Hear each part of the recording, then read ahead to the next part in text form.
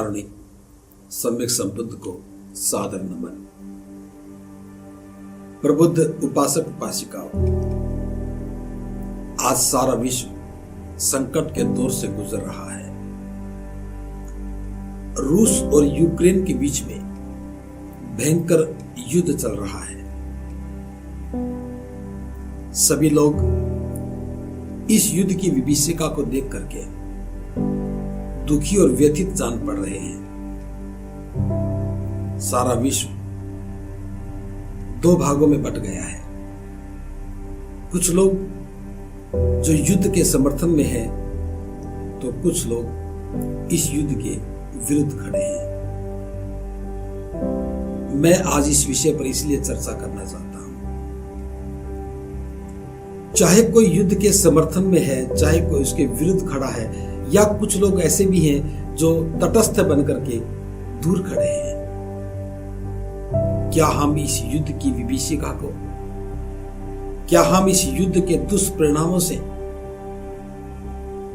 इस पूरे विश्व को बचा पाएंगे? हम समर्थन में खड़े हैं, चाहे हम इसके विरोध में खड़े हैं, चाहे हमारी कोई भूमिका नहीं है, चुपचाप देख रहे हैं, इसकी परिणति, इसका परिणाम तो यही होगा कि लोग मारे जा रहे हैं और लोग मारे जाएंगे। जब कोई देश दूसरे देश पर आक्रमण करता है तो सबसे पहले वहां के सैनिक मारे जाते हैं, फिर वहां के नागरिक मारे जाते हैं, मूलभूत आवश्यकताएं नष्ट हो जाती हैं, लोग भयग्रस्त हो जाते हैं। जो आक्रामक है, जो ज्यादा घातक मार करता है, वह खुश होता है, प्रसन्नचित होता है, अपनी कामयाबी पर जश्न मनाता है। लेकिन सोचने की बात यह है, क्या इसे हम कामयाबी कह सकते हैं? मरने वाला सैनिक तो था, लेकिन सैनिक से पहले वह एक इंसान था। क्या किसी का जीवन छीन लेना इंसानियत कहलाता है? युद्ध के करने के कुछ भी बहाने हो सकते हैं, कुछ भी कारण हो सकते हैं, लेकिन परिणाम हमारे हाथ में नहीं होता। परिणाम तो जीवन को नष्ट करना ही है। हम संसाधनों को नष्ट करते हैं, हम बिल्डिंगों को नष्ट करते हैं, देश के निर्माण में या मनुष्य की प्रगति में काम आने वाली सभी चीजों को ध्वस्त कर देते हैं। क्या इस युद्ध से बचा नहीं जा सकता? आज हम देख रहे हैं, जो पत्रकार हैं, जो नेशनल मीडिया है, चाहे सोशल मीडिया है, वो सभी के सभी युद्ध का ऐसे वर्णन कर रहे हैं जैसे यही मानवता के लिए सबसे महत्वपूर्ण हो गया। वो इस प्रकार से एंकरिंग कर रहे हैं जैसे यह हमारे जीवन के लिए बड़ा उपयोगी हो। सभी पत्रकारों का एक ही मकसद हो गया, ज्यादा से ज्यादा लोगों को आकर्षित करना। कौन कितना इस युद्ध की विभीषिका को दिखा सकता है, कौन कितना इस मारक क्षमता को प्रदर्शित कर सकता है, ये सब जिज्ञासा पैदा करने के साधन बन गए। एक बात को समझना चाहिए, जब देखने वाले ज्यादा होते हैं तो करने वाले का साहस बढ़ने लगता है। हम गलत दिशा में जा रहे हैं। इस समय हमारे प्रयास बदलने चाहिए। आप सोच रहे होंगे कि मैं इस पर चर्चा क्यों कर रहा हूं। मैं ये चर्चा इसलिए कर रहा हूं, प्राय आपने देखा होगा,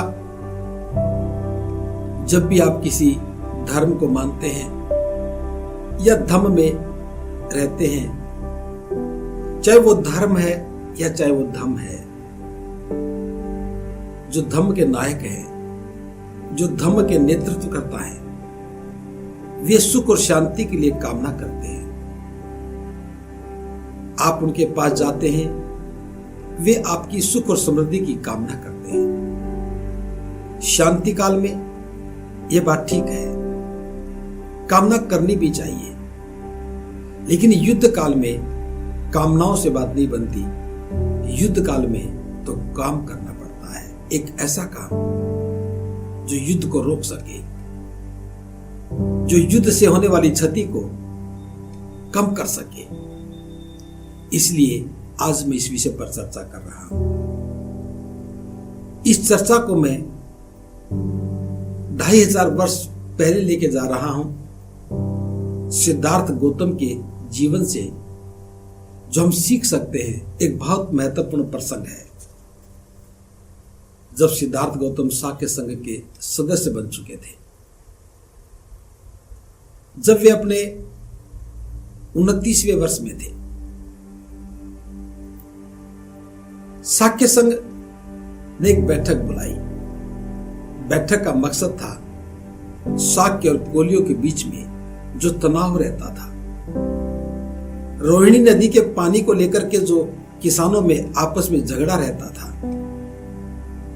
उस झगड़े को खत्म करने के लिए, रोहिणी नदी के पानी पर अपना अधिकार जताने के लिए शाक्य सेनापति चाहता था कि हम कोलियों के साथ युद्ध करें और युद्ध जीत करके रोहिणी नदी के पानी पर अपना एकाधिकार कर लें। जब शाक्य संघ की बैठक में सेनापति के द्वारा यह प्रस्ताव रखा गया कि हम युद्ध करके इस समस्या का सदा सदा के लिए समाधान करना चाहते हैं, तब सिद्धार्थ गौतम ने खड़े होकर कहा, क्या हर बार इस झगड़े में, पानी के लेने के झगड़े में कोली ही दोषी हैं? क्या हमारे लोग दोषी नहीं हैं? मैंने सुना है कि झगड़ा करने के लिए हमारे लोग भी तत्पर रहते हैं और वे भी पहल करते हैं। क्या युद्ध इस समस्या का समाधान है? युद्ध किसी समस्या का समाधान नहीं है, हमें समस्या के समाधान के लिए प्रयास करना चाहिए। सिद्धार्थ गौतम ने कहा, हम इसके समाधान के लिए 5 लोगों को नियुक्त करें। मेरा सुझाव है कि 2 व्यक्ति हम कोलियों की तरफ से लें, 2 व्यक्ति हम शाक्यों की तरफ से चुने और वे चारों मिलकर के 5वें व्यक्ति का चुनाव करें। वे 500 व्यक्ति जो भी फैसला देंगे, जो निर्णय देंगे, हम दोनों पक्ष इसे स्वीकार करें। इस प्रकार से युद्ध का समाधान हो सकता है, युद्ध से बचा जा सकता है और पानी लेने की समस्या का समाधान हो जाएगा। लेकिन सेनापति इस बात को मानने के लिए तैयार नहीं था। सिद्धार्थ गौतम ने अपनी बात को जारी रखा और कहा, हमें नहीं भूलना चाहिए, वैर से वैर शांत नहीं होता है, वैर तो अवैर से ही शांत होगा। अगर कोई किसी की हत्या करता है तो उसे कोई न कोई दूसरा हत्यारा मिल ही जाता है। कोई किसी को लूटता है तो उसे लूटने वाला भी कोई मिल ही जाता है। और ये झगड़ा, ये युद्ध कभी भी खत्म नहीं होते। जब एक युद्ध शुरू होता है तो वह दूसरे युद्ध का बीजारोपण कर देता है। युद्ध का परिणाम चाहे कुछ भी हो, कोई जीते कोई हारे, आपस का वैर, आपस का द्वेष और गहरा हो जाता है और अगले युद्ध की संभावनाएं मंडराने लगती है। सिद्धार्थ गौतम ने अपना पक्ष मजबूती से रखा ताकि युद्ध से बचा जा सके। शाक्य सेनापति ने प्रस्ताव रखा, जनमत सेनापति के पक्ष में हो गया। सिद्धार्थ गौतम की बात को नकार दिया गया, लेकिन सिद्धार्थ ने बहुमत से निर्णय होने के बाद भी उसका विरोध जारी रखा और यह जानते हुए कि शाक्य सभा में बहुमत से लिए गए निर्णय के विरुद्ध कोई नहीं खड़ा हो सकता। उसके परिणाम बड़े भयंकर थे। एक बार निर्णय हो जाने के बाद अगर कोई उसका विरोध करता है तो उसके लिए सजा थी फांसी की सजा, मौत की सजा या फिर देश निकाला। दूसरी सजा थी कि उसके परिवार की सभी संपत्ति को सरकार जब्त कर ले। इस खतरे को जानते हुए भी सिद्धार्थ गौतम ने विरोध किया और परिणाम यह हुआ कि जनमत सेनापति के साथ था।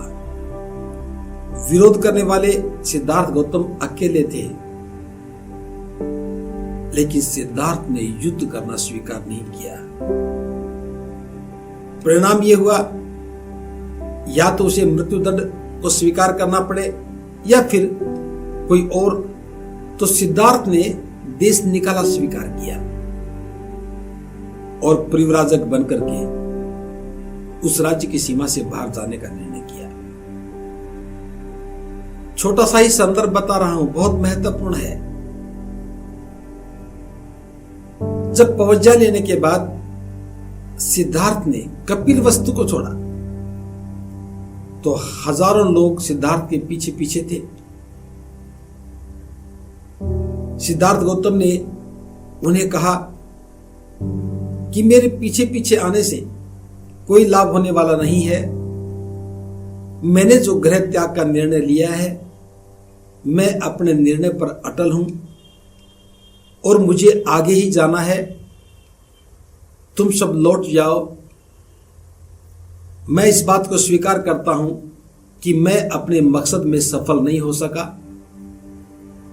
मैं होने वाले युद्ध को नहीं रोक सका, लेकिन अब आप सभी लोगों को जाकर के जनमत तैयार करना चाहिए। समझौते के पक्ष में एक जनमत तैयार करना चाहिए। युद्ध के विरोध में लोगों को तैयार करना चाहिए। अगर यह जनमत तैयार हो गया तो निश्चित रूप से इस युद्ध से बचा जा सकता है। प्रबुद्ध उपासक उपासिकाओं, सिद्धार्थ गौतम आगे चले गए और नगरवासी वापस लौट आए और चर्चा होने लगी। क्या युद्ध जरूरी है? एक व्यक्ति से दूसरे व्यक्ति से होते हुए पूरे नगर में, पूरे राज्य में चर्चा होने लगी कि युद्ध गलत है। और सेनापति ने जब देखा कि जनमत युद्ध के विरुद्ध हो गया, आम नागरिक युद्ध के विरुद्ध खड़े हो गए और उस युद्ध को टालना पड़ा और उसके बाद वो युद्ध कभी नहीं हुआ। यह प्रसंग मैं इसीलिए आपके बीच में रख रहा हूं। यह बात दो देशों के बीच की नहीं है, यह बात युद्ध की है। यह मानवता को बचाने की बात है। क्या हम केवल दूरदर्शन पर दिखाई जाने वाली बातें, टेलीविजन पर दिखाई जाने वाली बातें देखकर भयभीत होते रहे, पक्ष और विपक्ष में खड़े रहे? नहीं, हमें जनमत तैयार करना चाहिए। हमें लोगों को कहना चाहिए कि युद्ध गलत है, युद्ध समाधान नहीं है। निसंदेह ताकतवर व्यक्ति अपनी ताकत का प्रदर्शन करते हैं। ताकतवर व्यक्ति कमजोर व्यक्ति पर शासन करना चाहता है।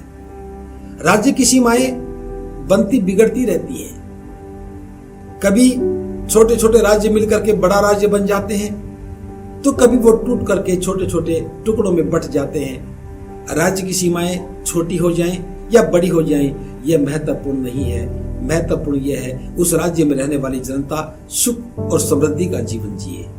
हमारा विज्ञान, हमारी सोच, हमारी प्रगति आगे बढ़ने के लिए होनी चाहिए, मानव जीवन को सुखी करने के लिए होनी चाहिए।